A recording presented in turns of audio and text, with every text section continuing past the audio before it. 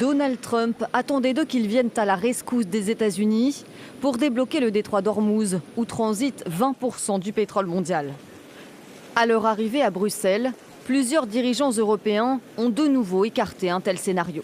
Ce n'est pas une guerre à laquelle nous participons et la situation est encore trop instable pour lancer une mission dans le détroit d'Ormuz.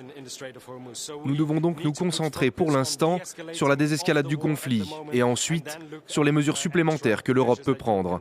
Il faut absolument réussir à stopper cette situation, à ce qu'on retourne vers un moment de discussion, de négociation, et à ce qu'ensuite, dans un cadre approprié, international, non conflictuel, on puisse progressivement permettre au transport maritime de refonctionner par le détroit d'Ormuz pour permettre au pétrole, au gaz, mais aussi aux engrais de recirculer.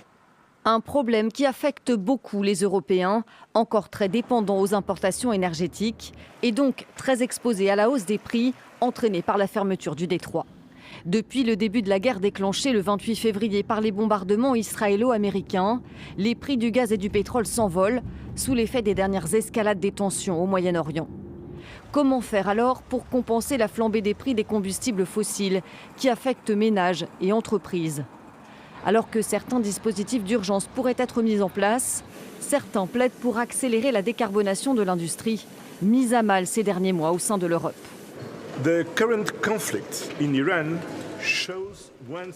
Le conflit actuel en Iran démontre une fois de plus que le meilleur moyen d'assurer un approvisionnement énergétique prévisible et fiable est d'accroître la production nationale d'énergie.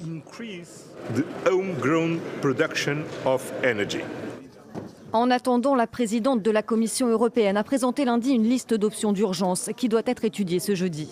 Modification du système d'échange de quotas d'émissions entre les pays, réduction des taxes nationales ou encore augmentation des aides d'État en faveur des industries en difficulté sont notamment envisagées. Mais aucune de ces mesures ne devrait permettre de réduire suffisamment les prix de l'énergie tant que le détroit d'Ormuz restera fermé.